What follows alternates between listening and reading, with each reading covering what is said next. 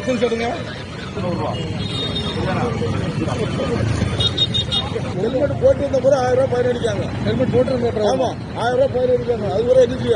October